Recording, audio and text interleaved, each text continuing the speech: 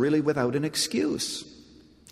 Now let me give you another passage in which the Apostle Paul shows the fairness of God's judgment, his justice, there are two lights. There is the light of nature and the light of conscience. Now we're talking about general revelation. General revelation means that this is revealed to everybody. Special revelation has to do with the Bible, so keep those terms distinct. But notice it says in verse 12 of chapter 2 of Romans, all who sin apart from the law will also perish apart from the law, and all who sin under the law will be judged by the law. For it is not those who hear the law who are righteous in God's sight, but those who obey it. Indeed, now notice, when the Gentiles who do not have the law do by nature things required in the law, they are law unto themselves, even though they do not have the law, since they show the requirements of the law are written on their hearts.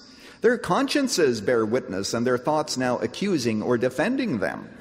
So all of this enters in. What is Paul saying?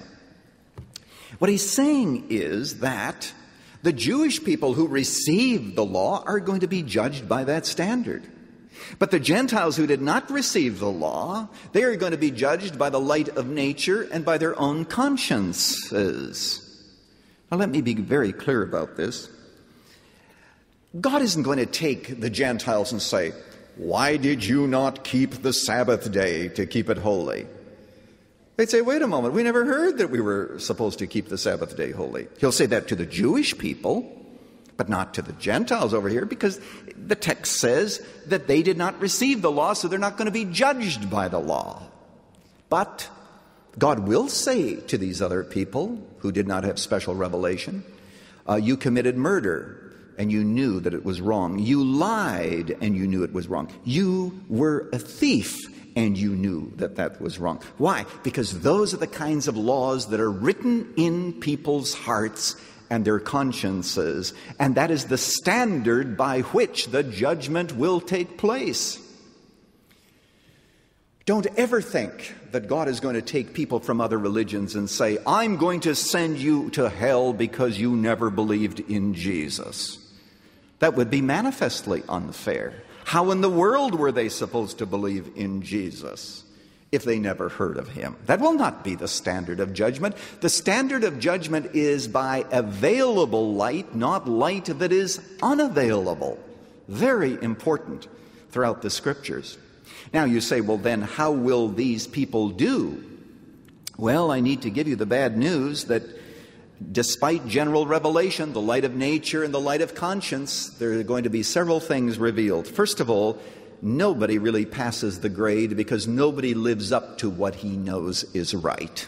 Nobody lives up to what he knows is right. Some people will do better than others, and God is definitely going to take that into account.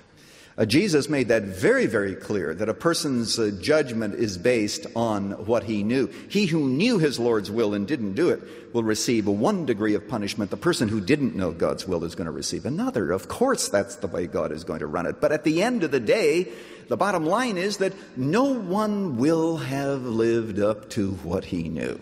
And we're not talking about other religions. I'm talking about myself. I'm talking about you. Do you live up to what you know to be true? I don't think so. There have been many times when I've done things that I knew were wrong and I did them anyway.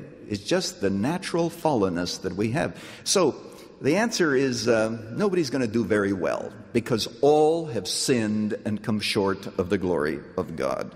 Furthermore, the light of nature and the light of conscience cannot give us what we need. Remember what we need. Don't lose sight of it. We need the righteousness of Christ credited to us because without that credit, we will not get to heaven because all have sinned and come short of the glory of God. Therefore, what we need to understand is that general revelation of nature and conscience is not enough to save someone. You need the righteousness of Jesus. Now, having said that, what happens to the sincere seekers in other religions? The ones who are totally honest, the ones who say that the God that I'm serving, it can't be the right God because of my conscience, because of nature. I want to serve the true God no matter what. I believe that the Bible teaches that God is obligated to give them that special revelation, to lead them in the truth, because if they seek like that, they shall find. There are many stories of that come to us from church history, from missions, where there have been people who have sought the living and the true God, and God connected them. God connected them with someone who could share the gospel. Listen to what the words of the Apostle Paul says on Mars Hill. I just want you to read it, and you can look at the text later. He says, "The God who made the world and everything in it is the Lord of heaven and earth and does not live in temples made by hands. For from one man he made every nation of men that they should inhabit the whole earth, and he determined the times for them and set the exact places where they should live. God did this so men would seek him and perhaps reach out for him and find him, though he is not far from any one of us." Dr. Erwin Lutzer has brought part 2 of The Lie That God is Obligated to Save Followers of Other Religions, the 5th of 10 Lies About God, and why you might already be deceived.